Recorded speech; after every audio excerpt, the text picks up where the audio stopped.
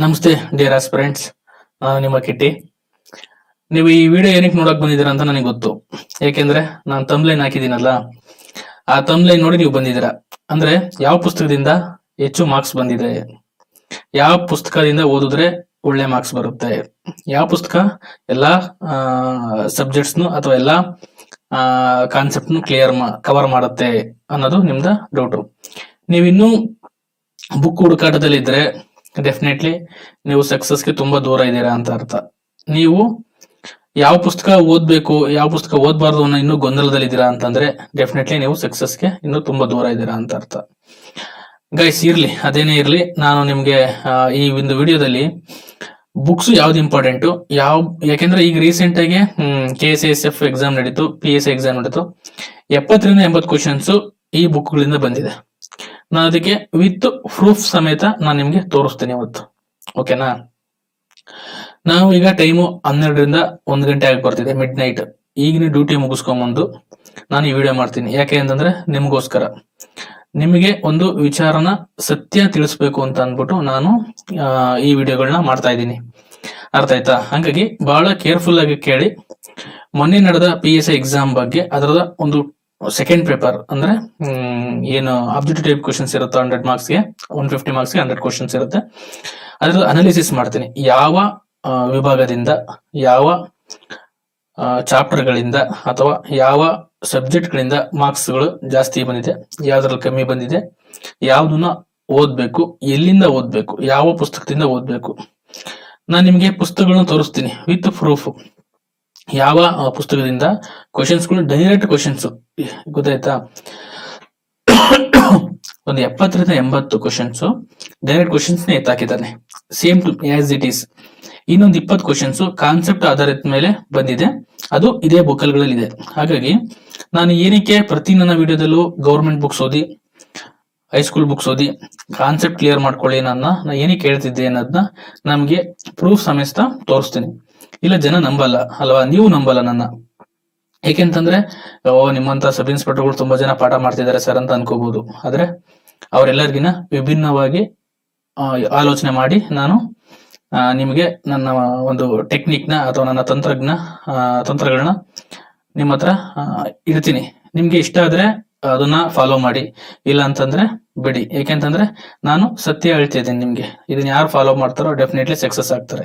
ಯಾಕೆಂದ್ರೆ ನಾನು ಫಾಲೋ ಮಾಡಿದ್ದು ಇದನ್ನೇ, ಆಮೇಲೆ ಆಲ್ರೆಡಿ ಸಕ್ಸಸ್ ಆಗಿದ್ದೀನಿ ಎಕ್ಸಾಮ್ಸ್ ಗಳಲ್ಲಿ ಬರೆದು. ಅರ್ಥ ಆಯ್ತಾ?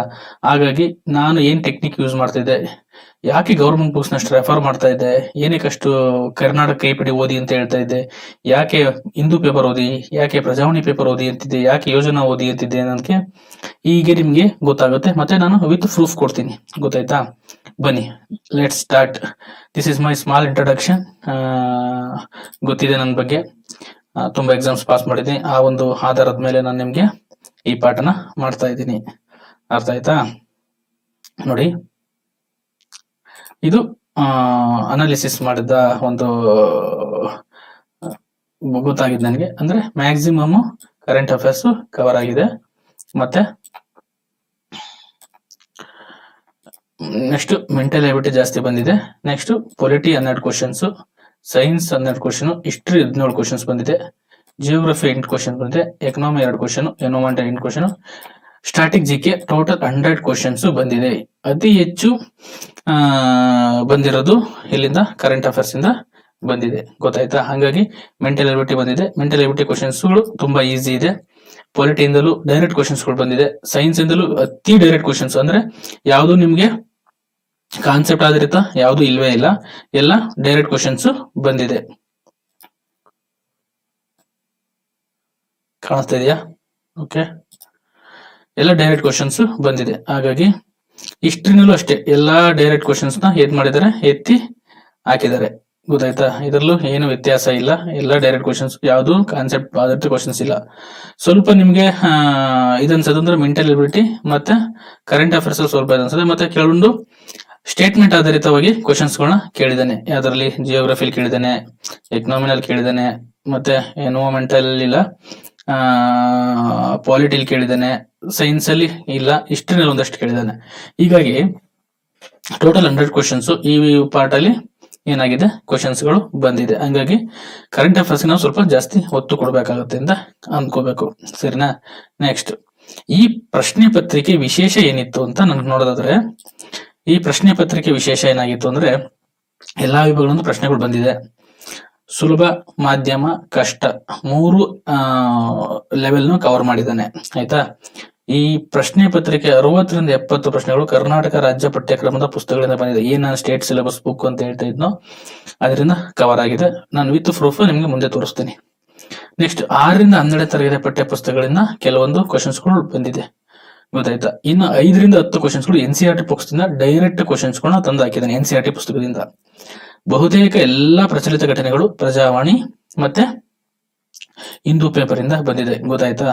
ಪ್ರಜಾವಾಣಿ ಮತ್ತೆ ಹಿಂದೂ ಪೇಪರ್ ಯಾಕೆ ಇಂಪಾರ್ಟೆಂಟ್ ಅಂತ ಹೇಳ್ತಾ ಇದ್ದೀನಿ ಅಂದ್ರೆ, ಇದರಿಂದ ಎಷ್ಟೋ ಪ್ರಶ್ನೆಗಳು ಡೈರೆಕ್ಟ್ ಆಗಿ ಬಂದಿದೆ. ನೀವು ಬೇಕಾದ್ರೆ ಗೂಗಲ್ ಮಾಡಿ ನೋಡಿ, ಕರೆಂಟ್ ಅಫೇರ್ಸ್ ಯಾವುದೇ ನೀವು ಗೂಗಲ್ ಮಾಡಿ ನೋಡಿದ್ರು ಒಂದು ಪ್ರಜಾವಾಣಿಲಿ ಬಂದಿರುತ್ತೆ, ಇಲ್ಲ ಒಂದು ಹಿಂದೂಲ್ ಬರುತ್ತೆ.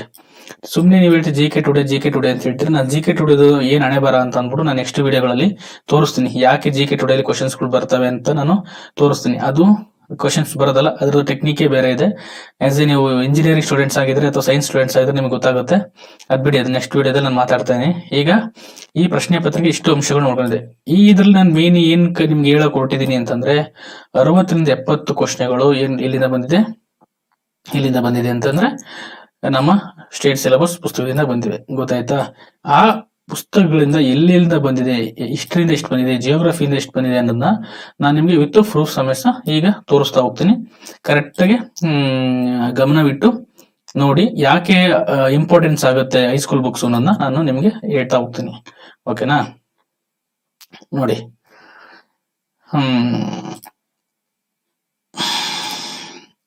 ಆಯ್ತಾ? ಕರ್ನಾಟಕ ರಾಜ್ಯದ ಯಾವ ರಾಜ್ಯಕ್ಕೆ ಅತ್ಯಂತ ದೊಡ್ಡ ಕರಾವಳಿ ಇದೆ? ಇದರಲ್ಲಿ ಆಂಧ್ರ ಕೊಟ್ಟಿದ್ದಾರೆ, ಮಹಾರಾಷ್ಟ್ರ ಕೊಟ್ಟಿದ್ದಾರೆ, ಗುಜರಾತ್ ಕೊಟ್ಟಿದ್ದಾರೆ. Gujarat is the right answer. ನೋಡ್ರಲ್ಲಿ ಇದೆ, Gujarat is the longest coastal line in India. ಗೊತ್ತಾಯ್ತಾ? ಇದು ಸೆಕೆಂಡ್ PUC ಬುಕ್ ಅಲ್ಲಿರೋ ಒಂದು ಕ್ವಶನ್. ಗೊತ್ತಾಯ್ತಾ? ಇಲ್ಲಿಂದ ಬಂದಿದೆ, ಇದು ಸೆಕೆಂಡ್ PUC ಬುಕ್ ಇಂದ ಬಂದಿದೆ. Gujarat is the longest coast in India. ಓಕೆನಾ? ಇದು ಒಂದು ಕ್ವಶನ್ ಬಂದಿದೆ ಅಂತ ಅರ್ಥ ಆಯ್ತು. ನೆಕ್ಸ್ಟ್, ತಾಮ್ರದ ಅದಿರನ್ನು ಗಣಿಗಾರಿಕೆ ಮಾಡುವ ಸಿಗ್ಬೂಮ್ ಡ್ಯಾಶ್ ನಲ್ಲಿ ಕಂಡು ಬರುತ್ತದೆ. ಡ್ಯಾಶ್ ರಾಜ್ಯದಲ್ಲಿ ಕಂಡು ಬರುತ್ತದೆ. ನೋಡಿ, the deposit the copper deposit mainly occur in Singhbhum district in Jharkhand. ಗೊತ್ತಾಯ್ತಾ? ಇಲ್ಲಿ ಡೈರೆಕ್ಟ್ ಕ್ವಶನ್ ಇದು. The copper deposit mainly occur in the Singhbhum district in Jharkhand. Jharkhand ಇಂದ ಸಿಗ್ಬೂಮ್ ಅನ್ನೋದು ಕಂಡು ಬರುತ್ತೆ. ಅದು ತಾಮ್ರದ ಗಣಿಗಾರಿಕೆ ಮಾಡ್ತಾರಲ್ಲ ಅದು. ನೆಕ್ಸ್ಟ್ ನೋಡಿ, ಅರಾವಳಿ ಶ್ರೇಣಿಯ ಅತ್ಯಂತ ಎತ್ತರದ ಶಿಖರ ಯಾವುದು? ಇಲ್ಲಿ ಕೊಟ್ಟಿದ್ದಾರೆ ನೋಡಿ, ಗುರು ಶಿಖರ 1722. ಡೈರೆಕ್ಟ್ ಕ್ವಶನ್ಸ್ ಇಲ್ಲೇ ಇದೆ ನೋಡಿ. ಓಕೆನಾ? ನೆಕ್ಸ್ಟ್, ಇದು second PUC geography. Block soil ಬಗ್ಗೆ ಕೇಳಿದ. ಹತ್ತಿ ಬೆಳೆಯಲು ಕಪ್ಪು ಮಣ್ಣು ಯಾಕೆ ಸೂಕ್ತವಿದೆ? ಅದು ತೇವಾಂಶವನ್ನು ಉಳಿಸಿಕೊಳ್ಳಬಹುದು ಅಂತ answer. The soil holds water long period and become A hard whenever it dry. ಅಂದ್ರೆ ನಾನು ಇಲ್ಲಿ ಇಂಗ್ಲಿಷ್ ಬುಕ್ ತಗೊಂಡಿದ್ದೀನಿ. Same as it is Kannada book ಅಲ್ಲೂ ನಿಮ್ಗೆ ಸಿಗುತ್ತೆ. ಸೇಮ್ ಸೆಂಟೆನ್ಸ್, ಸೇಮ್ ಪದಗಳು ನಿಮ್ಮಲ್ಲಿ ಗೊತ್ತಾಗುತ್ತೆ. ಏನಕ್ಕೆ ಓದ್ಬೇಕು second PUC geography? First PUC second PUC geography it's enough. ಗೊತ್ತಾಯ್ತಾ? ತುಂಬಾ ವೆರಿ ಇಂಪಾರ್ಟೆಂಟ್ ಬುಕ್ಸ್, ತುಂಬಾ ಚೆನ್ನಾಗಿ ಬರೆದಿದ್ದಾರೆ, ಎಕ್ಸ್ಪರ್ಟ್ಗಳು ಬರೆದಿದ್ದಾರೆ, ಹಂತವಾಗಿ ವಿವರಣೆಗಳು ಕೊಟ್ಟಿದ್ದಾರೆ. ಆಮೇಲೆ ಇಲ್ಲಿಂದಲೇ ಡೈರೆಕ್ಟ್ ಕ್ವಶನ್ಸ್ ಗಳು ಎತ್ತಾಗ್ತಾನೆ. ಹಾಗಾಗಿ ಇಲ್ಲಿರೋ ಕ್ರಾಪ್ಸ್ ಗಳು ಯಾವ್ದು, ಮಿಲೆಟ್ಸ್ ಗಳು ಯಾವ್ದು, ಪಲ್ಸಸ್, ಶುಗರ್ ಏನೇನ್ ಬೆಳಿತಾರೆ, ಬ್ಲಾಕ್ ಸಾಯಿಲ್ ಏನಕ್ಕೆ ಇಂಪಾರ್ಟೆಂಟ್, ಎಲ್ಲೆಲ್ಲಿ ಕಂಡು ಬರುತ್ತೆ, ಅದನ್ನೆಲ್ಲ ನೀಟಾಗಿ ಎಕ್ಸ್ಪ್ಲೇನ್ ಮಾಡಿದ್ದಾರೆ. ಗೊತ್ತಾಯ್ತಾ? ನೋಡಿ, ಇದು ಡೈರೆಕ್ಟ್ ಕ್ವಶನ್ಸ್ ಇಲ್ಲಿಂದ ನಮ್ಮ ಸ್ಟೇಟ್ ಬುಕ್ಸ್ ಇಂದ. ಯಾರು ಹೇಳ್ತಿದ್ರು ಸ್ಟೇಟ್ ಬುಕ್ಸ್ ಇಂಪಾರ್ಟೆಂಟ್ ಅಲ್ಲ, ಬರೀ ಬೇಸಿಕ್ಸ್ ಇದೆ ಅಂತ ಹೇಳಿದ್ದು. ನಿಮ್ಗೆ ಬೇಸಿಕ್ ಗೊತ್ತಿಲ್ಲ ಅಂತಂದ್ರೆ ನೀವು ಕ್ವಶನ್ ಆನ್ಸರ್ ಹೆಂಗ್ ಮಾಡ್ತೀರಾ? ಅರ್ಥ ಆಯ್ತಾ? ಅದಕ್ಕಾಗಿ ಹೇಳೋದು, ಬೇಸಿಕ್ಸ್ ಬುಕ್ ಅಂತ ನೆಗ್ಲೆಕ್ಟ್ ಮಾಡಬೇಡಿ. ಯಾರು ಹೇಳ್ತಾರೆ ಅವರು ಸ್ವತಃ ಇತಿಹಾಸಕ್ಕೋಸ್ಕರ, ಅಂದ್ರೆ ಅವರ ಬುಕ್ಸ್ ಗಳು ಸೇಲ್ ಮಾಡಕ್ಕೆ, ಅವರ ಇನ್ಸ್ಟಿಟ್ಯೂಟ್ ನ ಬೆಳೆಸಕ್ಕೆ, ಅವರ ಬುಕ್ ನ ಸೇಲ್ ಮಾಡಕ್ಕೆ ನಿಮ್ಗೆ ಆತರ ಇದ್ ಮಾಡ್ತಾರೆ. ಬಟ್ ರಿಯಾಲಿಟಿ ಏನಂದ್ರೆ ಬೇಸಿಕ್ಸ್ ಬುಕ್ಸ್, ಗೌರ್ಮೆಂಟ್ ಪಬ್ಲಿಷ್ ಮಾಡೋ ಪ್ರತಿ ಒಂದು ಬುಕ್ ವೆರಿ ಇಂಪಾರ್ಟೆಂಟ್. ಗೊತ್ತಾಯ್ತಾ? ಅದನ್ನ ಓದಿ. ನಾನು ಕರ್ನಾಟಕ ಕೈಪಿಡಿ ಏನಕ್ಕೆ ಇಂಪಾರ್ಟೆಂಟ್ ಅಂತ ಹೇಳಿದ್ದೆ, ಮತ್ತೆ ಏನಕ್ಕೆ ಇಂಪಾರ್ಟೆಂಟ್ ಅಂತ ಹೇಳ್ತೀನಿ. ನಾನು ಇದನ್ನೆಲ್ಲ ಡೀಟೇಲ್ಸ್ ಎಲ್ಲ ನನ್ನ ಟೆಲಿಗ್ರಾಮ್ ಗ್ರೂಪ್ ಅಲ್ಲಿ ಹಾಕಿರ್ತೀನಿ, ಬೇಕಾದ್ರೆ ಡೌನ್ಲೋಡ್ ಮಾಡ್ಕೊಂಡು ನೋಡ್ಕೊಳ್ಳಿ. ಅರ್ಥ ಆಯ್ತಾ? ಹಾಗಾಗಿ ಇದು ವೆರಿ ಇಂಪಾರ್ಟೆಂಟ್ ಆಗುತ್ತೆ. ನೆಕ್ಸ್ಟ್ ಮುಂದಕ್ಕೆ ಹೋಗೋಣ. ಹೈಸ್ಕೂಲ್ ಬುಕ್ಸ್ ಓದ್ಬೇಕು, ಅದಕ್ಕೆ ಇಂಪಾರ್ಟೆಂಟ್ ಅನ್ನೋದು ನೋಡಿ. ನೆಕ್ಸ್ಟ್ ಪ್ರಶ್ನೆ, ಉಸಿರ್ ಅಥವಾ ಏನು ಬಿಹು ಉಸಿರ್ ಮತ್ತೆ ಬಿಹು ಇದು ಯಾವ ರಾಜ್ಯದ ನೃತ್ಯಗಳಾಗಿವೆ ಅಂತ ಕೇಳಿದ್ರೆ ಅಸ್ಸಾಂ ಆನ್ಸರ್ ನೋಡಿ, ಇಲ್ಲೇ ಕೊಟ್ಟಿದ್ದಾರೆ. Magh Bihu is celebrated in 14-15 January of its second Magh in the month of Assam's calendar. Assam calendar ಅಲ್ಲಿ 14 ಮತ್ತು 15 ಜನವರಿ ಇದನ್ನ ಏನ್ ಮಾಡ್ತಾರೆ, ಆಚರಿಸ್ತಾರೆ. ಯಾವ್ದನ್ನ, ಬಿಹು ಅನ್ನೋ ಒಂದು ಹಬ್ಬನ, ಅದರಲ್ಲಿ ಬಿಹು ಅನ್ನೋ ಡ್ಯಾನ್ಸ್ ನ ಇಲ್ಲಿ ಪರ್ಫಾರ್ಮ್ ಮಾಡ್ತಾರೆ. ಗೊತ್ತಾಯ್ತಾ? ಹಂಗಾಗಿ Assam is the right answer. ಇದು ಡೈರೆಕ್ಟ್ ಕ್ವಶನ್ಸ್ ಬಂದಿದೆ, ಅರ್ಥ ಆಯ್ತಾ? ನೆಕ್ಸ್ಟ್, ಭವಾನಿ, ಚಿನ್ನಾರ್, ಹೇಮಾವತಿ, ಹೊನ್ನೋಳೆ, ಚಿನ್ನಾರ್, ಭವಾನಿ, ಕಬಿನಿ ಇವೆಲ್ಲ ಯಾವ ನದಿಗಳ ಉಪನದಿಗಳು? ಇದು ಕಾವೇರಿ ನದಿ ಉಪನದಿಗಳು. ಇದು ಕರ್ನಾಟಕ ಕೈಪಿಟಿನಲ್ಲಿ ತುಂಬಾ ಚೆನ್ನಾಗಿ ಕೊಟ್ಟಿದ್ದಾರೆ. ಎಲ್ಲಾ ನದಿಗಳ ಬಗ್ಗೆ ಕೊಟ್ಟಿದ್ದಾರೆ. ನಾನು ಇಲ್ಲಿ ಕಬಿನಿ ಒಂದು ಹಾಕಿದ್ದೀನಿ. ಕಬಿನಿ ಬಗ್ಗೆ ಕೊಟ್ಟಿದ್ದಾರೆ, ಹೇಮಾವತಿ ಬಗ್ಗೆ ಕೊಟ್ಟಿದ್ದಾರೆ, ಚಿನ್ನಾರ್ ಬಗ್ಗೆ ಕೊಟ್ಟಿದ್ದಾರೆ, ಹೊನ್ನೋಳೆ ಬಗ್ಗೆ ಕೊಟ್ಟಿದ್ದಾರೆ. ಎಲ್ಲಿ ಹರಿತವೆ, ಎಲ್ಲಿ ಹುಟ್ಟುತ್ತವೆ, ಎಲ್ಲಿ ಇದ್ ಮಾಡ್ತವೆ ಅಂತ ಅಂದ್ಬಿಟ್ಟು ನೀವು ಯಾವುದೇ ಬುಕ್ ನ ರೆಫರ್ ಮಾಡೋ ಅವಶ್ಯಕತೆ ಇಲ್ಲ. ಇದೊಂದು ಬುಕ್ ನ ರೆಫರ್ ಮಾಡಿದ್ರೆ ನಿಮ್ಗೆ ತುಂಬಾ ಇನ್ಫಾರ್ಮೇಶನ್ ಸಿಗುತ್ತೆ. ಗೊತ್ತಾಯ್ತಾ? ಕರ್ನಾಟಕ ಕೈಪಿಡಿ ವೆರಿ ಇಂಪಾರ್ಟೆಂಟ್ ಬುಕ್, ಹಾಗಾಗಿ ಅದ್ರ ಬಗ್ಗೆ ಚೆನ್ನಾಗಿ ಓದ್ಕೊಳ್ಳಿ.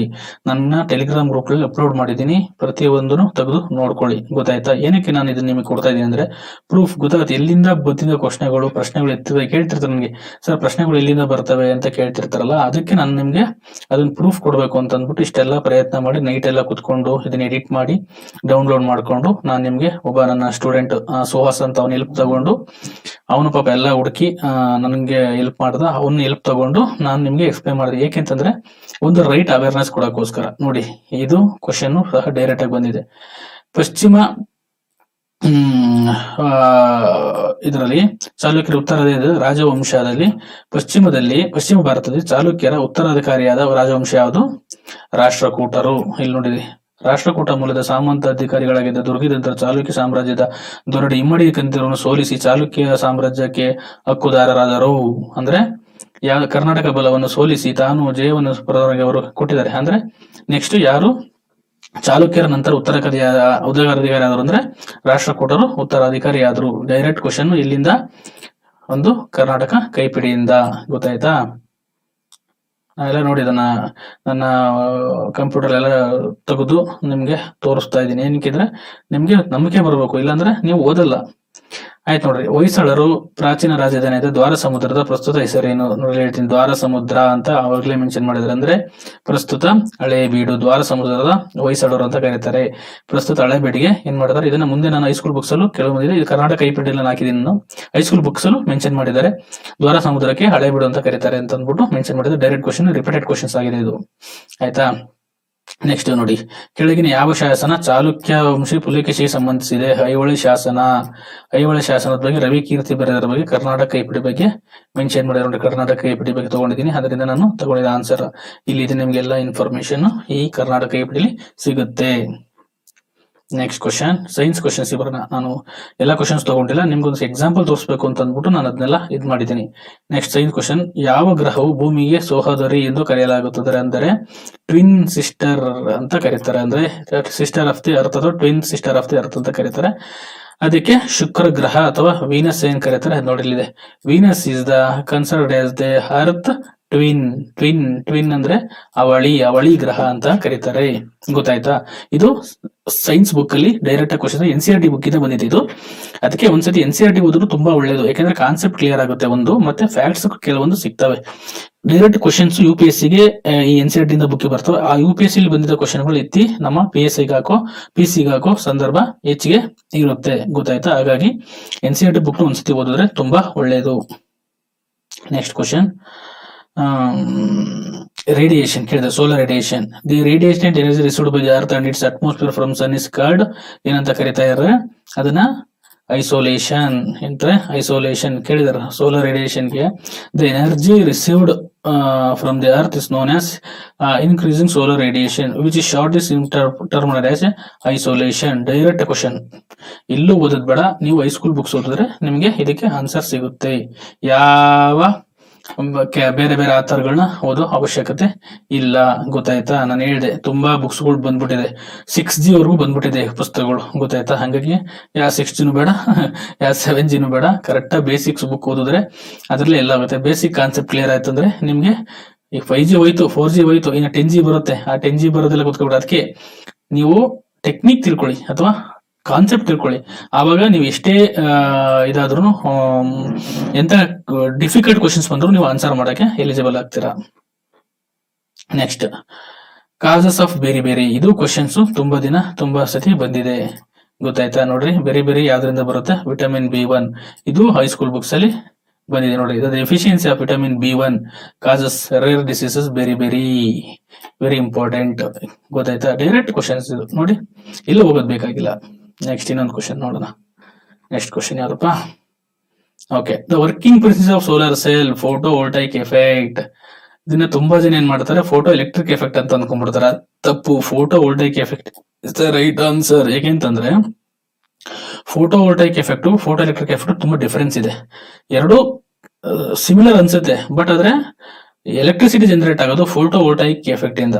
ಇದರಲ್ಲಿ ಬರೀ ಎಲೆಕ್ಟ್ರಾನ್ಸ್ ಎಮಿಟ್ ಆಗ್ತವೆ. ಅದರಲ್ಲಿ ಫೋಟೋ ಎಲೆಕ್ಟ್ರಿಕ್ ಎಫೆಕ್ಟ್ ಅಲ್ಲಿ, ಫೋಟೋ ವೋಲ್ಟೈಕ್ ಎಫೆಕ್ಟ್ ಅಲ್ಲಿ ಎಲೆಕ್ಟ್ರಾನ್ಸ್ ಗಳು ಎಮಿಟ್ ಆಗಲ್ಲ, ಅದು ಎಲೆಕ್ಟ್ರಿಸಿಟಿಯ ಕನ್ವರ್ಟ್ ಆಗುತ್ತೆ. ಹಾಗಾಗಿ ಅದನ್ನ solar cell use photovoltaic effect immediately transfer light from energy to electrical energy. The solar cell of photovoltaic cell have been created using the photovoltaic effect. Direct questions ಇಲ್ಲಿಂದ from the high school books.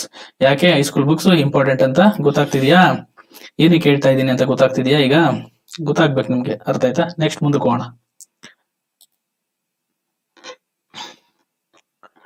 Next question ಸ್ವಲ್ಪ ಇಲ್ಲಿ confuse ಆಗ್ಬಿಡಿ. ಕಾಣಿಸ್ತಿದೆ question? ಕಾಣಿಸ್ತಿಲ್ಲ ಅನ್ಕೊಂತೀನಿ. ಆಯ್ತು, ಅಲ್ಲಿ ಕಾಣಿಸ್ತಾ ಇದೆ. ಹೆವಿ ವಾಟರ್ ಅಲ್ವಾ? ನೋಡ್ರಿ, heavy water is also called deuterium oxide. ಭಾರಿ ನೀರು, heavy water. Same sentence, same ಪದ ನೋಡಿ. Heavy water. ನಾನು ಕನ್ನಡದಲ್ಲಿ ತಗೊಂಡಿಲ್ಲ, ಕನ್ನಡದಲ್ಲಿ ಬುಕ್ಸ್ ಸಿಗ್ಲಿಲ್ಲ, ನನ್ನ ಹತ್ರ ಬುಕ್ಸ್ ಇರ್ಲಿಲ್ಲ. ಆಕ್ಚುಲಿ ನಾನು ಒಬ್ಬ ಸ್ಟೂಡೆಂಟ್ಗೆ ಹೇಳಿದಕ್ಕೆ ಅವನು ಪಾಪ ಎಲ್ಲ ಫೋಟೋ ತೆಗೆದು ಎಲ್ಲಾ ಬುಕ್ಸ್ ಅಲ್ಲಿ ಹುಡುಕಿ ತೆಗೆದು ಹಾಕಿದ್ದಾನೆ. ಅವನಿಗೊಂದು ಥ್ಯಾಂಕ್ಸ್ ಹೇಳ್ತೀನಿ, ಯಾಕಂದ್ರೆ ಅವನಿಂದ ನಿಮ್ಗೆ ಎಷ್ಟೆಲ್ಲ ಇನ್ಫಾರ್ಮೇಶನ್ ಸಿಗ್ತಾ ಇದೆ. ಆಯ್ತಾ? ಅವನು ಕೇಳಿದ್ಗೆ ಈ ತರ ಆಗ್ತಾ ನೋಡಿ. ಯಾವುದು? ಡ್ಯೂಟೇರಿಯಂ ಆಕ್ಸೈಡ್, ಸುವಾಸ್ ಅಂತ. ಹೆವಿ ವಾಟರ್ಗೆ ಡ್ಯೂಟೇರಿಯಂ ಅಂತ ಕರೀತಾರೆ. Deuterium oxide. ಡೈರೆಕ್ಟ್ ಕ್ವಶನ್ಸ್, ನೀವು ಇಲ್ಲೂ ಯಾವ ಒಂದು ಬೇರೆ ಬುಕ್ಸ್ ಓದೋ ಅವಶ್ಯಕತೆ ಇಲ್ಲ. Next, plutonium is a radioactive element that is not found in the nature. ನೋಡ್ರಿ, ಇದೇ ಕ್ವಶನ್ ಡೈರೆಕ್ಟ್. ಯಾವ ಒಂದು ರೇಡಿಯೋ ಆಕ್ಟಿವ್ ಎಲಿಮೆಂಟ್ ಪ್ರಕೃತಿಯಲ್ಲಿ ನೇರವಾಗಿ ದೊರೆಯಲ್ಲ ಅಂತ ಕ್ವಶನ್ಸ್ ಕೇಳಿದ್ದಾರೆ. ಅದು ಡಿಸಿಬಲ್ದು ಕ್ವಶನ್, ಡೈರೆಕ್ಟ್ ಕ್ವಶನ್ ಬಂದಿದೆ. ಬಟ್ ಧ್ವನಿ ತೀವ್ರತೆ, ಇದು ಡೈರೆಕ್ಟ್ ಕ್ವಶನ್ ಬಂದಿದೆ. ನಾನು ಇದು ತೋರಿಸಿಲ್ಲ ನಿಮ್ಗೆ. ಅಲ್ಲಿ ಹೈಸ್ಕೂಲ್ ಬುಕ್ಸ್ ಅಲ್ಲಿ ಇದೆ, ಇಷ್ಟು ಕ್ವಶನ್ಸ್ ಹೈಸ್ಕೂಲ್ ಬುಕ್ಸ್ ಅಲ್ಲಿ ಇದೆ. ಗೊತ್ತಾಯ್ತಾ? ನೀವು ಅದರಿಂದ ಓದ್ಕೋಬೇಕು. ಏನಕ್ಕೆ ಇಂಪಾರ್ಟೆಂಟ್ ಅಂತ ಹೇಳ್ತೀನಿ ನೋಡಿ. ಡೈರೆಕ್ಟ್ ಇಲ್ಲಿಂದ ಎತ್ತಾಕಿದ್ದಾನೆ ಕ್ವಶನ್ಸ್ಗಳನ್ನ. ಓಕೆನಾ? ನೆಕ್ಸ್ಟ್ ಕ್ವಶನ್, ಹಿಸ್ಟ್ರಿ ಬಂದ್ಬಿಡೋಣ. ಸ್ವರಾಜ್ ನನ್ನ ಜನ್ಮಸಿದ್ದಕ್ಕೂ ನಾನು ಅದನ್ನು ಪಡೆದೇ ತೀರದಲ್ಲಿ ಘೋಷಿಸಿದವರು ಯಾರು? ಬಾಲಗಂಗಾಧರ ತಿಲಕ್. ಇದು ಕ್ವಶನ್ ರಿಪೀಟೆಡ್. ಆ ಕ್ವಶನ್ಗೆ ಆನ್ಸರ್ ಹೈಸ್ಕೂಲ್ ಬುಕ್ಸ್ ಅಲ್ಲಿ ಇದೆ. PUC books, PUC history book ಅಲ್ಲಿ ನಿಮ್ಗೆ ಸೆಕೆಂಡ್ PUC ಹಿಸ್ಟ್ರಿ ಬುಕ್ ಓದಿದ್ರೆ ಸಿಗುತ್ತೆ. Proof page number 4. ಗೊತ್ತಾಯ್ತಾ? ಓದಿ ತೆಗೆದು ಬೇಕಾದ್ರೆ. ಓಕೆನಾ? ನೆಕ್ಸ್ಟ್ ಕ್ವಶನ್, ಸಿಂಗರಾಣಿ ಕಲ್ಲಿದ್ದಲು ಕ್ಷೇತ್ರಗಳು ಎಲ್ಲಿವೆ? ಸಿಂಗರಾಣಿ ಕೋಲ್ ಫೀಲ್ಡ್ ಇಸ್ ಲೊಕೇಟೆಡ್ ಇನ್ ಯಾ ಗೋದಾವರಿ ಕಣಿವೆ. ಇಲ್ಲಿ ನೋಡಿ, ಸಿಂಗನೂರಿ ಸೇಮ್ ಅದ್ರ ಬಗ್ಗೆ ಕೊಟ್ಟಿದ್ದಾರೆ. River valley, river valley of Godavari ಇಲ್ಲಿ ನೋಡಿ ಮೆನ್ಷನ್ ಮಾಡಿದ್ದಾರೆ. ಇದು ಸಿಂಗರಾಣಿ ಒಂದು ಕಲ್ಲಿದ್ದಲು ಕ್ಷೇತ್ರಗಳು. ಡೈರೆಕ್ಟ್ ಕ್ವಶನ್ ಇದು. ಗೊತ್ತಾಯ್ತಾ? ಕೋಲ್ ಚಾಪ್ಟರ್ ಓದಿದ್ರೆ ನಿಮ್ಗೆ ಸೆಕೆಂಡ್ PUC ನಲ್ಲಿ ಡೆಫಿನೆಟ್ಲಿ ಗೊತ್ತಾಗುತ್ತೆ. ಗೊತ್ತಾಯ್ತಾ? ಅರ್ಥ ಆಗಿದೆ ಅನ್ಕೊಂತೀನಿ. ಸಿಂಗರಾಣಿ ಕಲ್ಲಿದ್ದಲು ಕ್ಷೇತ್ರ ಎಲ್ಲಿ ಸಿಗುತ್ತೆ? ಗೋದಾವರಿ ವ್ಯಾಲಿನಲ್ಲಿ. Direct questions. ನಾನು ಕ್ವಶನ್ ಈಗ ಪೇಪರ್ ಸಾಲ್ವ್ ಮಾಡ್ತಾ ಹೋಗಲ್ಲ. ಯಾಕೆಂತಂದ್ರೆ ನಾನು ಕ್ವಶನ್ ಪೇಪರ್ ಸಾಲ್ವ್ ಮಾಡಕ್ಕೆ ನೆಕ್ಸ್ಟ್ ಸೆಷನ್ ಇಟ್ಕೊಂತೀನಿ. ಒಂದೇ ಸೆಷನ್ ಅಲ್ಲಿ ಆಗಲ್ಲ, ತುಂಬಾ ಟೈಮ್ ಹಿಡಿದ್ಬಿಡುತ್ತೆ. ಹಂಗಾಗಿ ಬೋರ್ ಆಗ್ಬಿಡುತ್ತೆ. ಅದಕ್ಕೆ ಏನ್ ಮಾಡ್ತೀನಿ ನೋಡಿದ, ಹಳೇಬೀಡು ಈಸ್ ಲೈಟ್ ಆಫ್. ನೋಡ್ರಿ, ಇಲ್ಲಿ ಹೇಳಿದ್ದಾರೆ Halebidu the city of name. Halebidu of light fact that was named as A old capital. ಯಾರ್ದು? ಹೊಯ್ಸಳ. ಗೊತ್ತಾಯ್ತಾ? ಹಳೇಬೀಡು ನಾನು ಅವಾಗಲೇ ಹೇಳಿದೆ, PUC ಬುಕ್ ಅಲ್ಲಿ ಬಂದಿದೆ. ಪ್ರಾಚೀನ ರಾಜಧಾನಿ ರಾಜಸಮುದ್ರ, ಪ್ರಸ್ತುತ ಹೆಸರೇನು? ಹಳೇಬೀಡು. ಓಕೆನಾ? ನೆಕ್ಸ್ಟ್ ಕ್ವಶನ್ ಯಾವ್ದು ನೋಡೋಣ. ಸಿಂಧೂ ಕಣಿವೆ ನಾಗರಿಕರಲ್ಲಿ ಮಹಾಸ್ನಾನ ಗ್ರೇಟ್ ಪಾತ್ ನಲ್ಲಿ ಕಂಡುಬರುತ್ತೆ. ಮಹೇಂಜೋದರೋ ರಿಪೀಟೆಡ್ ಕ್ವಶನ್, ಇದು ಆಲ್ರೆಡಿ ಇದೆ ಇಲ್ಲಿ NCERT 6th 7th ಇದೆ. ಆಕ್ಚುಲಿ ಇದು ನೋಡಿ 6th 7th ಕಂಡು ಬರುತ್ತೆ ನಿಮಗೆ. NCERT up to 6th 10th ವರೆಗೂ NCERT ಓದಿದ್ರೆ ನೀವು ಯಾವುದೇ ತರ ಕ್ವಶನ್ಸ್ ಬಂದ್ರು ಆನ್ಸರ್ ಮಾಡಬಹುದು. ಓಕೆನಾ. ನೆಕ್ಸ್ಟ್, ಆರ್ಯ ಸಮಾಜ ಸ್ಥಾಪನಕ್ಕೆ ಯಾರು ಮಾಡಿದ್ರು ಅಂದ್ರೆ ದಯಾನಂದ ಸರಸ್ವತಿ ಅಂತ. ಡೈರೆಕ್ಟ್ ಕ್ವಶನ್ಸ್ ಇತ್ತು, ಗೊತ್ತಾಯ್ತಾ? ಡೈರೆಕ್ಟ್ ಕ್ವಶನ್ ನೋಡ್ಕೊಳ್ಳಿ. ನೆಕ್ಸ್ಟ್, ದ್ವೈತ ಸಿದ್ಧಾಂತ ಅಥವಾ ಆಂಗ್ಲೋ ಮೈಸೂರು, 4th ಆಂಗ್ಲೋ ಮೈಸೂರಲ್ಲಿ ಯಾರಿದ್ರು ಅಂತ ಕೇಳಿದ್ರು ಲಾರ್ಡ್ ವೆಲ್ಲೆಸ್ಲಿ. ನೋಡಿ ಇಲ್ಲೇ ಇದೆ, ಲಾರ್ಡ್ ವೆಲ್ಲೆಸ್ಲಿ ಸಬ್ಸಿಡರಿ ಅಲಯನ್ಸ್ ನ ಏನ್ ಮಾಡ್ತಾನೆ, ತರ್ತಾನೆ. ಗೊತ್ತಾಯ್ತಾ? ಅದು ಡೈರೆಕ್ಟ್ ಕ್ವಶನ್ಸ್ ಬಂದಿದೆ. ಅರ್ಥ ಆಯ್ತಾ? ನಾನು ಎಲ್ಲವನ್ನೂ ಈಗ ಎಕ್ಸ್ಪ್ಲೈನ್ ಮಾಡಕ್ಕಾಗಲ್ಲ ಅಂದ್ಬಿಟ್ಟು ನಿಮ್ಗೆ ಯಾವ ಕ್ವಶನ್ಸ್ ಇಲ್ಲ ಅಂತ ಹೇಳ್ತಾ ಹೋಗ್ತೀನಿ. ನೆಕ್ಸ್ಟ್, ದತ್ತು ಪುತ್ರರು ಈ 1957 ರೆವಲ್ಟ್ ಆದಾಗ ಯಾರನ್ನ ಅಡಾಪ್ಟ್ ಮಾಡ್ಕೊಂಡಿರೋದು ಅಂತ ಕೇಳಿದ್ರು. Mahapeshwa Bajirao second was the underlying the constituency issues by ಮುಕ್ರಿ. Okay, Nana Saheb claimed he was initiated presence from the east the Indian campaign because he was the adopted son of exiled Maratha Peshwa Bajirao. ಇದು ಪ್ರಶ್ನೆಗಳು ಡೈರೆಕ್ಟ್ ಆಗಿ ಕ್ವಶನ್ಸ್ ಕೇಳಿದ್ದಾರೆ. ಆಯ್ತಾ? Next, ಭೂದಾನ ಚಳುವಳಿ start ಮಾಡಿದ್ರೆ ಯಾರು? Vinoba Bhave. Direct Mahatma Gandhi declared Vinoda Bhave as the spiritual heir. The Bhoodan ಚಳುವಳಿ, Gramdan, Bhoodan start ಮಾಡಿದಾರು Vinoba Bhave. Direct question from the history book of high school books. The round table conference ಅಲ್ಲಿ ಒಂದು ಕ್ವಶನ್ಸ್ ಕೇಳಿದ್ದು, ಯಾರು ಭಾಗವಹಿಸಿದ್ರು second round third round conference ಅಲ್ಲಿ ಅಂತ. ಅದಕ್ಕೆ ಆನ್ಸರ್ ಇಲ್ಲಿದೆ ನೋಡಿ ನಿಮ್ಗೆ. ಗೊತ್ತಾಯ್ತಾ? ನೆಕ್ಸ್ಟ್, ಅದೇ ಚಾಲುಕ್ಯರಾದ್ಮೇಲೆ ನೆಕ್ಸ್ಟ್ ಯಾರು ಸಕ್ಸೆಸರ್ ಮಾಡಿದ್ರು ಅಂತ ಇದೆ. ಹಳೇಬೀಡು, ಬೇಲೂರು ಟೆಂಪಲ್ ಎಲ್ಲಿ ಕಂಡು ಬರುತ್ತೆ ಅಂತ ಕೇಳಿದ್ರು. ಅದು ಹೊಯ್ಸಳರಿಗೆ ಸಂಬಂಧಪಟ್ಟಿದ್ದು. ಬೇಲೂರು, ಹಳೇಬೀಡು ಕೇಳಿದ್ರು. ಈ ಕ್ವಶನ್ಸ್ ಬಂದಿದೆ. ಶಿಲ್ಪಕಲೆ, ಶಿಲಾಬಾಲಿಕೆ, ಎಲ್ಲಾ ಕ್ವಶನ್ಸ್ ರಿಪೀಟೆಡ್ ಆಗಿದೆ, ಕೆಲವೊಂದು ಓದ್ಕೊಳ್ಳಿ. Next, Kaveri river Kaveri 3 water falls ಇದೆ. ಮತ್ತೆ ಅದು ಯಾವ್ಯಾವ ಉಪನದಿಗಳನ್ನ ಹೊಂದಿದೆ ಅಂತ ನಾನು ಆಲ್ರೆಡಿ ಅದನ್ನ ಕನ್ನಡ ಕೈಪಿಡಿಯಲ್ಲಿ ಹೇಳಿದ್ದೀನಿ. ಅದು ಹೈಸ್ಕೂಲ್ ಬುಕ್ಸ್ ಅಲ್ಲೂ ಬಂದಿದೆ. ಓಕೆನಾ. ನೆಕ್ಸ್ಟ್ ನೋಡಿ, ಸಂಗಮ್ ಸಾಹಿತ್ಯದ ಬಗ್ಗೆ ಕೇಳಿದರು. ಸಂಗಮ್ ಸಾಹಿತ್ಯ ಈ ಒಂದು ರಾಜ್ಯಕ್ಕೆ ಸಂಬಂಧಿಸಿದೆ, ತಮಿಳುನಾಡು ಸಂಬಂಧಿಸಿದೆ. The work of in Tamil known as Sangam ಸಾಹಿತ್ಯ. ಫುಲ್ ಸಂಗಮ್ ಲಿಟರೇಚರ್ ಬಗ್ಗೆ ಇದರಲ್ಲಿ ಕೊಟ್ಟಿದ್ದಾರೆ. 2ನೇ ಸತಿ ಕಿಜಾಡಿಯದ್ದು ಏನು ಎಕ್ಸಿಬಿಷನ್ ನಡೀತಾ ಇದೆ, ಅದ್ರ related last time PS exams RSL ಕೇಳಿದ್ರು, ಈ ಸತಿ KSF ಅಲ್ಲಿ ಕೇಳಿದ್ದಾರೆ. ಎಲ್ಲಾ ಪ್ರಶ್ನೆಗಳು ಇಲ್ಲಿಂದ ಬರ್ತಾ ಇದೆ, ಹೈಸ್ಕೂಲ್ ಬುಕ್ಸ್ ಇಂದ ಬರ್ತಾ ಇದೆ. ಗೊತ್ತಾಯ್ತಾ? ನೆಕ್ಸ್ಟ್, ಯಾವ್ದು ಇದರಲ್ಲಿ ಇಂಪಾರ್ಟೆನ್ಸ್ ಆಫ್ ಜಿಯೋಗ್ರಫಿ ಸಂಬಂಧಪಟ್ಟಿದ್ದು. ಹಣ್ಣೆಮುಡೆ ಯಾವುದು ಇದರ ವೆಸ್ಟರ್ನ್ ಘಾಟ್ಸ್ ಅಲ್ಲಿ ಅತಿ ಹೆಚ್ಚು ಪೀಕ್ ಹೊಂದಿದೆ ಅಂತ ಕೇಳಿದರೆ ಹಣ್ಣೆಮುಡೆಯಲ್ಲಿ 2695 ಹೊಂದಿದೆ ಅಂತ ಹೇಳಿದ್ದಾರೆ. ಅದರಲ್ಲಿ ಎಲ್ಲಾ ಈಸ್ಟರ್ನ್ ಘಾಟ್ಸ್, ವೆಸ್ಟರ್ನ್ ಘಾಟ್ಸ್ ಅಲ್ಲಿ ಯಾವ್ದು ಎಷ್ಟು ಪೀಕ್ ಎಲ್ಲ ಕೊಟ್ಟಿದ್ದಾರೆ. ಅದ್ರಲ್ಲಿ ನೀವು ನೀಟಾಗಿ ಓದ್ಕೊಂಡ್ರೆ, ಕರೆಕ್ಟ್ ಆಗಿ ಕಾನ್ಸಂಟ್ರೇಟ್ ಮಾಡಿ ರಿಪಿಟೇಷನ್ ಮಾಡ್ಕೊಂಡು ನೋಟ್ಸ್ ಮಾಡ್ಕೊಂಡ್ರೆ ಎಲ್ಲಾ ಪ್ರಶ್ನೆಗೆ ಉತ್ತರ ಇಲ್ಲೇ ಸಿಗುತ್ತೆ. ಯಾವ ಬುಕ್ ಓದೋ ಅವಶ್ಯಕತೆ ಇರಲ್ಲ. ಅರ್ಥ ಆಯ್ತಾ? ಇದು science question. Hemophilia is bleeding disorder. ಏನೋ ಕಮ್ಮಿ ಆದ್ರೆ ಹಿಮೋಫಿಲಿಯಾ ಯಾವ್ದಕ್ ಬರುತ್ತೆ ಅಂತ ಕೇಳಿದ್ರು. ಗೊತ್ತಾಯ್ತಾ? ಯಾವ್ದಕ್ ಅಸೋಸಿಯೇಟೆಡ್ ಹಿಮೋಫಿಲಿಯಾ. ಗೊತ್ತಾಯ್ತಾ? ಅಂದ್ರೆ ಬ್ಲಡ್ ಕ್ಲಾಟ್ ಆಗಲ್ಲ ಇವರಿಗೆ. ಹಿಮೋಫಿಲಿಯಾ ಬಗ್ಗೆ ಡೈರೆಕ್ಟ್ ಕ್ವಶನ್ಸ್ ಬಂದಿದೆ ಸೈನ್ಸ್ ಸಂಬಂಧಪಟ್ಟಂಗೆ. ಅರ್ಥ ಆಯ್ತಾ? ಅದೇ ನಾನು ನೆಕ್ಸ್ಟ್ ರಾಷ್ಟ್ರಕೂಟರ ಬಗ್ಗೆ ಹೇಳಿದೆ, ಚಾಲುಕ್ಯರಾಗೆ ನೆಕ್ಸ್ಟ್ ರಾಷ್ಟ್ರಕೂಟರು ಬಂದು ಅದೇ ಇಲ್ಲಿದೆ ನೋಡಿ, direct question. The king Chalukya is the beginning ಅಂತ ಕೇಳಿದಾರೆ. ಇದು ಚಾಲುಕ್ಯ ರಾಷ್ಟ್ರಕೂಟರ್ಸ್ ಆಫ್ ದಿ 11ನೇ ಚಾಪ್ಟರ್ ಅಲ್ಲಿ ನೀವು ಓದಿದ್ರೆ ಡೆಫಿನೆಟ್ಲಿ ನಿಮಗೆ ಸಿಗುತ್ತೆ. ಆಯ್ತಾ? ಲಕ್ಷದ್ವೀಪ ಬಗ್ಗೆ ಕೇಳಿದ್ರು. ಒಂದು 3 ಆಪ್ಷನ್ಸ್ ಕೊಟ್ಟು ಕೇಳಿದ್ರು. ಲಕ್ಷದ್ವೀಪ ಕೇರಳ ರಾಜ್ಯದ ಒಂದು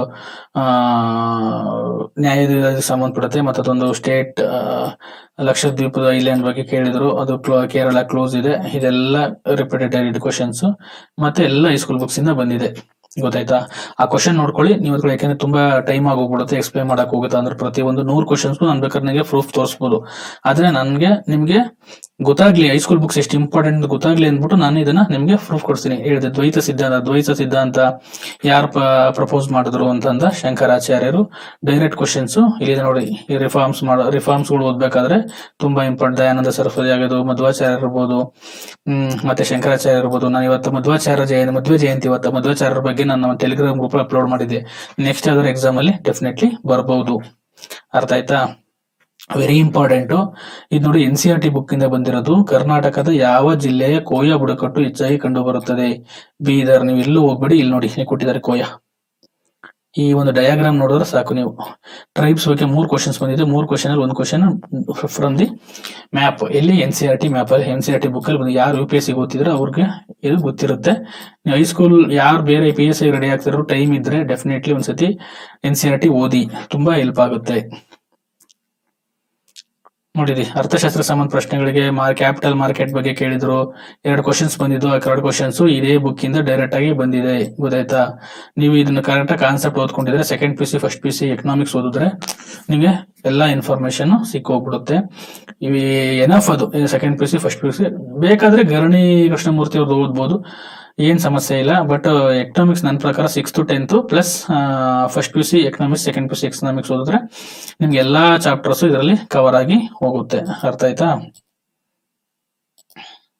ನೆಕ್ಸ್ಟ್, ಇನ್ನ ಪೊಲಿಟಿಕಲ್ ಸೈನ್ಸ್ಗೆ ಸಂಬಂಧಪಟ್ಟಂಗೆ ಎಲ್ಲಾ ಕ್ವಶನ್ಸ್ ಇದರಿಂದ ಕವರ್ ಆಗಿದಾವೆ. ನೀವು ಯಾವುದೇ ತಗೊಳ್ಳಿ ಕ್ವಶನ್ಸ್, ಡೈರೆಕ್ಟ್ ಕ್ವಶನ್ಸ್ ಇದೆ ಪೊಲಿಟಿನಲ್ಲಿ, ಯಾವುದೇ ತರದ ಕಾಂಪ್ಲಿಕೇಟೆಡ್ ಕ್ವಶನ್ಸ್ ಇಲ್ಲ. ಅದು ಎಲ್ಲಾ ಕ್ವಶನ್ಸ್ ಈ political science first PUC second PUC books ಅಲ್ಲಿ ಕವರ್ ಆಗಿರುತ್ತೆ. ಯಾರು ಓದಿರಲ್ಲ ನನ್ನ ಪ್ರಕಾರ ಎಲ್ಲ ಗಂಗಾಧರ್, KM ಸುರೇಶ್, ಲಕ್ಷ್ಮೀಕಾಂತ್ ಓದಿರ್ತಾರೆ. ಯಾರು ಹೈಸ್ಕೂಲ್ ಬುಕ್ಸ್ ಓದಿರಲ್ಲ, ಬಟ್ PU ಬುಕ್ಸ್, ರಾಜ್ಯಶಾಸ್ತ್ರ ಅಥವಾ ಪೊಲಿಟಿಕಲ್ ಸೈನ್ಸ್ ಏನು ಓದಿರಲ್ಲ, ದಯವಿಟ್ಟು ಓದಿ. ನಾನು ಹಳೇದು ಎಡಿಷನ್ ಹಾಕಿದ್ದೀನಿ ನಿಮ್ಗೆ ಚಿತ್ರನ, ಹೊಸ ಎಡಿಷನ್ಸ್ ಬಂದಿದೆ, ತುಂಬಾ ಚೆನ್ನಾಗಿದೆ, ಓದಿ. ಮತ್ತೆ ಇನ್ನೊಂದು ಸೆಕೆಂಡ್ PUC ಜಿಯೋಗ್ರಫಿ ಮತ್ತೆ second PUC history very important, ಮತ್ತೆ second PUC biology very important. ಯಾಕೆಂದ್ರೆ ಪರಿಸರ ಮತ್ತೆ ಬಯಾಲಜಿ ಸಂಬಂಧಪಟ್ಟಂಗೆ ತುಂಬಾ ಕಾನ್ಸೆಪ್ಟ್ಸ್ ನಿಮ್ಗೆ ಕ್ಲಿಯರ್ ಆಗುತ್ತೆ. ವೆರಿ ಇಂಪಾರ್ಟೆಂಟ್ ಬುಕ್, ಅವನ್ನ ಓದ್ಕೊಂಡ್ರೆ ಸಾಕಾಗುತ್ತೆ. ನೆಕ್ಸ್ಟ್, ಆಯ್ತು. ಇಲ್ಲಿಗೆ ನಾನು ಮುಂದೆ ನಿಮ್ಗೆ ಒಂದಷ್ಟು ಎಕ್ಸಾಂಪಲ್ಸ್ ಕೊಡಕ್ಕೆ ಈ ತರ ತೋರಿಸಿದೀನಿ. ಎಲ್ಲಾ ಕ್ವಶನ್ಸ್ ನಾನು ಹೇಳ್ದಂಗೆ ಆಲ್ಮೋಸ್ಟ್ ಆಲ್ ಒಂದು 70 to 80% ಆಫ್ ದಿ ಕ್ವಶನ್ಸ್ ಇಲ್ಲಿಂದ ಕವರ್ ಆಗಿದೆ. ಬೇರೆ ಬುಕ್ಸ್ ಓದೋ ಅವಶ್ಯಕತೆ ಇಲ್ಲ. ಡೈರೆಕ್ಟ್ ಕರೆಕ್ಟ್ ಆಗಿ ನೀವು ಹೈಸ್ಕೂಲ್ ಬುಕ್ಸ್ ನೇ ಒಂದು ಕಡೆಯಿಂದ ಇನ್ನೊಂದು ಕಡೆಗೆ ತಿರುವಿ ಹಾಕಿ ಚೆನ್ನಾಗಿ ಓದಿದ್ರೆ ಎಲ್ಲಾ ಕ್ವಶನ್ಸ್ಗೂ ಆನ್ಸರ್ ನಿಮ್ಗೆ ಹೈಸ್ಕೂಲ್ ಬುಕ್ಸ್ ಸಿಗುತ್ತೆ. ಬಟ್ ಹೈಸ್ಕೂಲ್ ಬುಕ್ಸ್ ಹೆಂಗ್ ಪರ್ಫೆಕ್ಟ್ ಆಗಿ ಓದ್ಬೇಕು ಅಂತಂದ್ರೆ ಪ್ರತಿ ಪೇಜಲ್ಲಿ ಏನೇನಿದೆ ಅಂತ ಹೇಳ್ಬೇಕು, ಗೊತ್ತಾಯ್ತಾ? ಅಷ್ಟು ನೀವು ಪರ್ಫೆಕ್ಟ್ ಆಗಿದ್ರೆ ಮಾತ್ರ ಎಲ್ಲಾ ಕ್ವಶನ್ಸ್ಗೂ ಆನ್ಸರ್ ಮಾಡಕ್ಕೆ ನಿಮ್ಗೆ ಖಂಡಿತ ಸಾಧ್ಯ ಆಗುತ್ತೆ. ಆಮೇಲೆ ಏನಂತಂದ್ರೆ ತುಂಬಾ ಕೇರ್ಫುಲ್ ಆಗಿ ಓದಿ. ಇವನ್ನ ಓದಿ 2-3 ಸತಿ ಓದ್ಬಿಟ್ಟು 4ನೇ ಸತಿ ನೋಟ್ಸ್ ಮಾಡ್ಕೊಂಡು ಒಂದು 5-6 ಸತಿ ರಿವಿಷನ್ ಮಾಡ್ಬಿಟ್ರೆ ನಿಮ್ಗೆ ಏನೇನು ಇಂಪಾರ್ಟೆನ್ಸ್ ಅಂತ ಎಲ್ಲ ಗೊತ್ತಾಗುತ್ತೆ. ಹಂಗಾಗಿ ಇದು ವೆರಿ ಇಂಪಾರ್ಟೆಂಟ್ ನನ್ನ ಪ್ರಕಾರ. ರಾಷ್ಟ್ರಕೂಟರಿಗೆ ಸಂಬಂಧಪಟ್ಟಂಗೆ ಹಿಸ್ಟ್ರಿ, ನಾನು ಕರ್ನಾಟಕ ಕೈಪಿಡಿ ಏನಕ್ಕೆ ಓದಿ ಅಂತೀನಿ ಅಂತಂದ್ರೆ ಇದೇ ಪರ್ಪಸ್ಗೋಸ್ಕರ ಕರ್ನಾಟಕ ಕೈಪಿಡಿ ಓದಿ ಅಂತೀನಿ. ನಾನು ಕರ್ನಾಟಕ ಕೈಪಿಡಿ ಎಷ್ಟು ಇಂಪಾರ್ಟೆಂಟ್ ಅಂತ ಬೇಕಾದ್ರೆ ಒಂದು ನೆಕ್ಸ್ಟ್ ವಿಡಿಯೋ ಮಾಡ್ತೀನಿ. ಅದಕ್ಕೆ ಸಂಬಂಧಪಟ್ಟಂಗೆ ಈಗ ಏನು ಹೈಸ್ಕೂಲ್ ಬುಕ್ಸ್ ಅಥವಾ PUC ಬುಕ್ಸ್ ಇದೆ ನಾವು ಚೆನ್ನಾಗಿ ಓದ್ಕೊಳ್ಳಿ. Almost 70 to 80% of the syllabus ನಿಮ್ಗೆ ಇಲ್ಲಿ ಕವರ್ ಆಗುತ್ತೆ. ನೀವು PSI ಆಗ್ಬೇಕು ಅಂತಂದ್ರೆ ಅಥವಾ KS ಪ್ರಿಲಿಮ್ಸ್ ಮೈನ್ಸ್ ಪಾಸ್ ಮಾಡ್ಬೇಕು ಅಂದ್ರೆ FD SD ಆಗ್ಬೇಕು ಅಂತಂದ್ರೆ ಹೈಸ್ಕೂಲ್ ಬುಕ್ಸ್ ನ ಯಾವುದೇ ಕಾರಣಕ್ಕೂ ಬಿಡಕ್ ಹೋಗ್ಬೇಡ್ರಿ, ಗೊತ್ತಾಯ್ತಾ? ಯಾರೋ ಹೇಳ್ತಿದ್ರಂತೆ ಹೈಸ್ಕೂಲ್ ಬುಕ್ಸ್ ವೆರಿ ಇಂಪಾರ್ಟೆಂಟ್ ಅಲ್ಲ, ಅದ್ರಲ್ಲಿ ಬರೀ ಏನು ಬರಲ್ಲ ಅಂತ ಅಂದ್ಬಿಟ್ಟು. ಆಲ್ಮೋಸ್ಟ್ ಆಲ್ ಒಂದು 70 to 80% ಕ್ವಶನ್ಸ್ ನಿಮ್ಗೆ ಇಲ್ಲಿ ಪ್ರೂಫ್ ತೋರಿಸ್ತೆ. ನಾನು ತೋರಿಸಿದ್ದು ಬರೀ ಒಂದು 50% ತೋರಿಸ್ತೆ ಅಷ್ಟೇ ಅನ್ಸುತ್ತೆ. ಇನ್ನು 50% ತೋರಿಸ್ತೀನಿ. ಯಾರಾದ್ರೂ ಡೌಟ್ ಇದ್ರೆ ಬೇಕಾದ್ರೆ ನನ್ನ ಹತ್ರ ಬನ್ನಿ, ವಿತ್ ಬುಕ್ಸ್ ತಗೊಂಡ್ಬನ್ನಿ, ನಾನು ಎಲ್ಲೆಲ್ಲಿ ಇದೆ ಅಂತ ನಿಮ್ಗೆ ತೋರಿಸ್ಕೊಡ್ತೀನಿ, ಗೊತ್ತಾಯ್ತಾ? ಹಾಗಾಗಿ ಹೈಸ್ಕೂಲ್ ಬುಕ್ಸ್ ವೆರಿ ಇಂಪಾರ್ಟೆಂಟ್. ಚೆನ್ನಾಗಿ ಓದ್ಕೊಳ್ಳಿ. ಎಕ್ಸಾಮ್ಸ್ಗೆ ಅಪ್ಕಮಿಂಗ್ 402 445 ಇದೆಯಲ್ಲ, ಟೈಮ್ ಇದೆ. ಇನ್ನು ಯಾವಾಗ ಎಕ್ಸಾಮ್ ಯಾವಾಗ ನಡೆಯುತ್ತೆ ಅಂತ ಇನ್ನೂ ಕನ್ಫರ್ಮ್ ಆಗಿ ಗೊತ್ತಿಲ್ಲ. ಟೈಮ್ ತುಂಬಾ ಇದೆ. ಆ ಟೈಮ್ ನ ಚೆನ್ನಾಗಿ ಯುಟಿಲೈಸ್ ಮಾಡ್ಕೊಳ್ಳಿ. ಚೆನ್ನಾಗಿ ಯುಟಿಲೈಸ್ ಮಾಡ್ಕೊಂಡ್ರೆ ನೀವು ಡೆಫಿನೆಟ್ಲಿ PSI ಆಗ್ತೀರಾ. 70 to 80% ಆಫ್ ದಿ ಕ್ವಶನ್ಸ್ ಇಲ್ಲಿಂದ ಬಂದಿದೆ, ಈ ಬುಕ್ಸ್ ಗಳಿಂದ ಬಂದಿದೆ. ನಾನು ಲಾಸ್ಟ್ ಟೈಮ್ ಹೇಳಿದ್ದೆ, ಲಾಸ್ಟ್ ವಿಡಿಯೋದಲ್ಲಿ, ಈ ವಿಡಿಯೋದಲ್ಲಿ ಅದನ್ನ ಹೇಳ್ತೀನಿ. ನೀವು ಯಾವತ್ತ ಕಾನ್ಸೆಪ್ಟ್ ಕ್ಲಿಯರ್ ಮಾಡ್ಕೊಂತೀರಾ ಅವತ್ತ ನೀವು PSI ಆಗ್ತೀರಾ, FD ಆಗ್ತೀರಾ, PC ಆಗ್ತೀರಾ ಅಥವಾ KS ಆಗ್ತೀರಾ. ಯಾವ್ದಕ್ಕಾದ್ರು ಅಂದ್ರೂ ಕಾನ್ಸೆಪ್ಟ್ ಕ್ಲಾರಿಟಿ ಇರಬೇಕು. ನಿಮ್ಮನ್ನ ಮಿಸ್ಗೈಡ್ ಮಾಡ್ತಿದ್ದಾರೆ ಯಾರು, ಕೋಚಿಂಗ್ ಸೆಂಟರ್ಗಳು, ಯೂಟ್ಯೂಬ್ ಎಜುಕೇಟರ್ಸ್, ಬಿಲ್ಡಪ್ ಕೊಡೋರು, ಅರ್ಥ ಆಯ್ತಾ? ಅವನ್ನೆಲ್ಲ ನಂಬಕ್ ಹೋಗ್ಬೇಡ್ರಿ. ಫಸ್ಟ್ ಕಾನ್ಸೆಪ್ಟ್ ಕ್ಲಿಯರ್ ಮಾಡ್ಕೊಳ್ಳಿ. ಯಾರಾದ್ರೂ ಪಾಠ ಮಾಡ್ಲಿ, ಯಾರಾದ್ರೂ ಹೇಳಿ, ಫಸ್ಟ್ ಕಾನ್ಸೆಪ್ಟ್ ಕ್ಲಿಯರ್ ಅಲ್ಲಿ. ಸುಮ್ನೆ ಹಳೆಯ ಮೆಥಡ್ಗಳನ್ನ ಫಾಲೋ ಮಾಡಬೇಡಿ. ಟ್ರೆಂಡಿಗೆ ತಕ್ಕಂಗೆ ಬದಲಾಯಿತು ಅಂತಂದ್ರೆ ಡೆಫಿನೆಟ್ಲಿ ನಿಮ್ಗೆ ಕ್ವಶನ್ ಪೇಪರ್ನ ಸಾಲ್ವ್ ಮಾಡಕ್ ಬರ್ತೇನೆ. ಯಾಕೆಂದ್ರೆ ಈಗ ನೀವೇ ಈ ಪೇಪರ್ ನೋಡಿದ್ರೆ ನಾಳೆ ಅಥವಾ ನೆಕ್ಸ್ಟ್ ವಿಡಿಯೋದಲ್ಲಿ ಬಿಡಿಸ್ತೀನಿ ನಾನು ಈ ಪೇಪರ್ನ, ಇಷ್ಟು ಟಫ್ ಇದೆ ಅಂತ ಅನ್ಬಿಟ್ಟು, ಗೊತ್ತಾಯ್ತಾ? ಈ ವಿಡಿಯೋದ ಉದ್ದೇಶ ನಿಮಗೆ ಎಲ್ಲಿಂದ ಕ್ವಶನ್ಸ್ ಗಳು ಬರ್ತಾ ಇದೆ, ಹೆಂಗೆ ಓದ್ಬೇಕು ಹೈಸ್ಕೂಲ್ ಬುಕ್ಸ್ ಮತ್ತೆ PUC ಮತ್ತೆ ಬೇಸಿಕ್ ಕಾನ್ಸೆಪ್ಟ್ಸ್ ಹೆಂಗ್ ಕ್ಲಿಯರ್ ಮಾಡ್ಕೋಬೇಕು ಅನ್ನೋದನ್ನ ನಾನು ನಿಮ್ಗೆ ಇಲ್ಲಿ ಎಕ್ಸ್ಪ್ಲೈನ್ ಮಾಡಿದ್ದೀನಿ. ದಯವಿಟ್ಟು ನೀಟಾಗಿ ಅಂಡರ್ಸ್ಟ್ಯಾಂಡ್ ಮಾಡ್ಕೊಳ್ಳಿ. ನಾನು ಇಲ್ಲಿ ಯಾರನ್ನೂ ತೆಗಳೋದು ಅಥವಾ ಯಾರನ್ನೂ ಬೈಯೋದು ಅಥವಾ ಯಾರಿಗಾದ್ರು ಇದು ಮಾಡಬೇಕು ಅನ್ನೋ ಅವಶ್ಯಕತೆ ಇಲ್ಲ. ನಾನು ನಿಮಗೆ ಒಳ್ಳೆ ಎಜುಕೇಶನ್ ಕೊಡಬೇಕು ಅಥವಾ ನಿಮ್ಮನ್ನ ಸರಿ ದಾರಿಲಿ ಹೋಗಂಗ್ ಮಾಡಿ ನೀವು ಅಚೀವ್ಮೆಂಟ್ ಮಾಡಿ ಸುಮ್ಮನೆ ಕಂಬ ಸುತ್ತಿಸಿ ಅಲ್ಲಿ ಇಲ್ಲಿ ಆ ಬುಕ್ಸ್ ಈ ಬುಕ್ಸ್ ಅಂತ ಓದಿ ಟೈಮ್ ವೇಸ್ಟ್ ಮಾಡಿದ್ರೆ ಕರೆಕ್ಟಾಗಿ ಓದಿದ್ರೆ ಒಂದೇ ಅಟೆಂಪ್ಟ್ ಅಲ್ಲಿ ಕ್ಲಿಯರ್ ಮಾಡ್ಕೊಳಕ್ಕೋಸ್ಕರ ನಾನು ನಿಮ್ಗೆ ಇಷ್ಟೆಲ್ಲ ನೈಟ್ ನಾನು ಬಂದು ಡ್ಯೂಟಿ ಮುಗಿಸ್ಕೊಂಡು 11 ಗಂಟೆಗೆ ಬಂದು 1 ಗಂಟೆವರೆಗೂ ಮಾಡಿ 1 ಗಂಟೆ ವಿಡಿಯೋ ಮಾಡಿ ನಿಮ್ಗೆ ಅಪ್ಲೋಡ್ ಮಾಡ್ತಾ ಇದ್ದೀನಿ. ಹಾಗಾಗಿ ನನ್ನ ಒಂದು ಕನ್ಸರ್ನ್ ಅರ್ಥ ಮಾಡ್ಕೊಳ್ಳಿ. ಏನಕ್ಕೆ ಅಂದ್ರೆ ಬಡವರು ಹುಡುಗರು ಯಾರು ಕೋಚಿಂಗ್ ತಗೊಳಕ್ಕಾಗಲ್ಲ, ಟೆಸ್ಟ್ ಸೀರೀಸ್ ಬರೆಯೋಕ್ಕಾಗಲ್ಲ, ನಗರಗಳಿಗೆ ಬಂದು ಮತ್ತೆ ಯಾರು ಕರೆಕ್ಟಾಗಿ ಇದು ಕಾಂಪಿಟೇಟಿವ್ ಎಕ್ಸಾಮ್ಸ್ ಬಗ್ಗೆ ನಾಲೆಡ್ಜ್ ಇರಲ್ಲ ಪಾಪ ಎಷ್ಟೋ ಜನಕ್ಕೆ, ಅಂತರ್ಗೆ ಹೆಲ್ಪ್ ಆಗ್ಲಿ. ಹೆಣ್ಮಕ್ಳು ಪಾಪ ಎಷ್ಟೋ ಜನ ಮನೆಯಿಂದ ಹೊರಗಡೆ ಕಳಿಸಿರಲ್ಲ ಅವ್ರನ್ನ ಓದಕ್ಕೆ, ಅಂತರ್ಗೆ ಹೆಲ್ಪ್ ಆಗ್ಲಿ ಅಂದ್ಬಿಟ್ಟು ನಾನು ಈ ವಿಡಿಯೋಗಳನ್ನ ಮಾಡ್ತಾ ಇದ್ದೀನಿ. ಹಾಗಾಗಿ ಕರೆಕ್ಟಾಗಿ ಯುಟಿಲೈಸ್ ಮಾಡ್ಕೊಳ್ಳಿ, ಕರೆಕ್ಟಾಗಿ ಪ್ಲಾನ್ ಮಾಡ್ಕೊಳ್ಳಿ, ಕರೆಕ್ಟಾಗಿ ಟೈಮ್ ಟೇಬಲ್ ಹಾಕೊಂಡು ಓದಿ. ಹಾಗಾಗಿ ಹಳೆ ವರ್ಷದ ಕ್ವಶನ್ ಪೇಪರ್ ವೆರಿ ಇಂಪಾರ್ಟೆಂಟ್. ಅದರಲ್ಲಿ ಬಂದಿದ್ನ ಮತ್ತೆ ಅನಾಲಿಸಿಸ್ ಮಾಡಿ ನೆಕ್ಸ್ಟ್ ಎಕ್ಸಾಮ್ಸ್ ಯಾವ ರೀತಿ ಕೇಳ್ಬೋದು ಅನ್ನೋದನ್ನ ತಿಳ್ಕೊಂಡು ನೀವೇನಾದ್ರೂ ಓದಕ್ಕೆ ಸ್ಟಾರ್ಟ್ ಮಾಡಿದ್ರೆ ಡೆಫಿನೆಟ್ಲಿ ನೀವು ಸಕ್ಸಸ್ ಆಗ್ತೀರಾ. ಇಲ್ಲ ಅಂತಂದ್ರೆ ಸುಮ್ಮನೆ ಕಂಬ ಸುತ್ತು ನನ್ನ ಬುಕ್ಕಿಂದ 70 ಬರುತ್ತೆ, ನನ್ನ ಬುಕ್ಕಿಂದ 90 ಬರುತ್ತೆ, ಎಲ್ಲಿಂದಲೂ ಬರಲ್ಲ.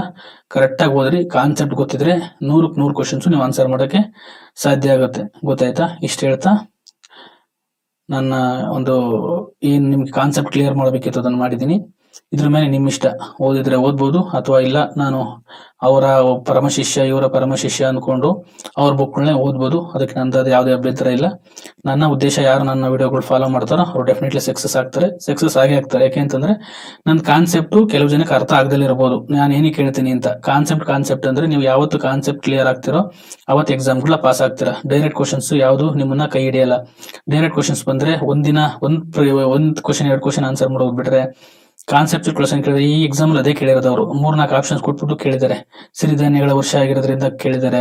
ಕರೆಂಟ್ ಅಫೇರ್ಸ್ ಮೇಲೆ ತುಂಬಾ ಬಂದಿದೆ. ಕರೆಂಟ್ ಅಫೇರ್ಸ್ ನಿಮ್ಗೆ ವಿತ್ ಪ್ರೂಫ್ ತೋರಿಸ್ತೀನಿ. ಪ್ರಜಾವಾಣಿ ಹಿಂದೂ ಮತ್ತೆ ಇದು ಟ್ರೈಬ್ಸ್ ಬಗ್ಗೆ ಯಾಕೆ ಜಾಸ್ತಿ ಕೇಳಿದ್ದಾರೆ ಅಂತಂದ್ರೆ ಟ್ರೈಬ್ಸ್ ಬಗ್ಗೆ ಒಂದು ಮೊನ್ನೆ ಜೇನು ಕುರ್ಬಾನ ಎಸ್ಟಿಗೆ ಸೇರಿಸಿದ್ರು. ಸಿರಿಧಾನ್ಯಗಳ ಬಗ್ಗೆ ಯಾಕೆ ಕೇಳಿದಾರೆ ಅಂದ್ರೆ 2023ನ ಅಂತಾರಾಷ್ಟ್ರೀಯ ಸಿರಿಧಾನ್ಯ ವರ್ಷ ಅಂತ ಅನೌನ್ಸ್ ಮಾಡಿದ್ದಾರೆ. ಚೆನ್ನವೀರ ಕಣಿವೆ ಬಗ್ಗೆ ಯಾಕೆ ಹೇಳಿದ್ರು ಅಂದ್ರೆ ಮೊನ್ನೇನು ಚೆನ್ನವೀರ ಕಣಿವರು ಸತ್ತೋದ್ರು. ಹಿಂಗೆ ತುಂಬಾ ನಾನು ಕ್ವಶನ್ ಪೇಪರ್ ಬಿಡಿಸ್ಬೇಕಾದ್ರೆ ನಿಮ್ಗೆ ಅದ್ರ ಬಗ್ಗೆ ವಿಶ್ಲೇಷಣೆ ಮಾಡ್ತೀನಿ. ಹಾಗಾಗಿ ಕರೆಕ್ಟಾಗಿ ಅರ್ಥ ಮಾಡ್ಕೊಳ್ಳಿ. ಇದು ನಾನು ನಿಮ್ಮ ಒಳ್ಳೇದಕ್ಕೆ ಹೇಳ್ತಾ ಇದ್ದೀನಿ. ಗೊತ್ತಾಯ್ತಾ? ನೀವು ಕರೆಕ್ಟಾಗಿ ಅರ್ಥ ಮಾಡ್ಕೊಂಡು ನನ್ನ ಫಾಲೋ ಮಾಡಿದ್ರೆ ಇದು ನನ್ನ ಒಂದು ಯೂಟ್ಯೂಬ್ ಚಾನಲ್ಲು ಯಾರಿಗೆ ಅವಶ್ಯಕತೆ ಇದೆ, ಯಾರಿಗೆ ಒಂದು ಈ ತರ ವಿಡಿಯೋಗಳು ತುಂಬಾ ಹೆಲ್ಪ್ ಆಗ್ತಿದೆ ಅಂತವ್ರಿಗೆ ಇನ್ನೂ ತಲುಪಿಸಿ ಎಲ್ಲರಿಗೂ ರೀಚ್ ಆದ್ರೆ ನಮ್ಮ ಚಾನಲ್ನ ಸಬ್ಸ್ಕ್ರೈಬ್ ಮಾಡ್ಕೊಳಕ್ ಹೇಳಿ. ಅವ್ರಿಗೆ ವಿಡಿಯೋಗಳು ಅಪ್ಲೋಡ್ ಮಾಡಿದಾಗ ಅವ್ರಿಗೆ ಬೆಲ್ ಐಕಾನ್ ಕ್ಲಿಕ್ ಮಾಡಕ್ ಹೇಳಿ, ಯಾಕಂದ್ರೆ ನೋಟಿಫಿಕೇಶನ್ ಬರುತ್ತೆ, ಆವಾಗ ಅದನ್ನ ಫಾಲೋ ಅಪ್ ಮಾಡ್ಬೋದು. ಇಷ್ಟು ಹೇಳ್ತಾ ನನ್ನ ಮಾತು ಮುಗಿಸ್ತೀನಿ. Good night.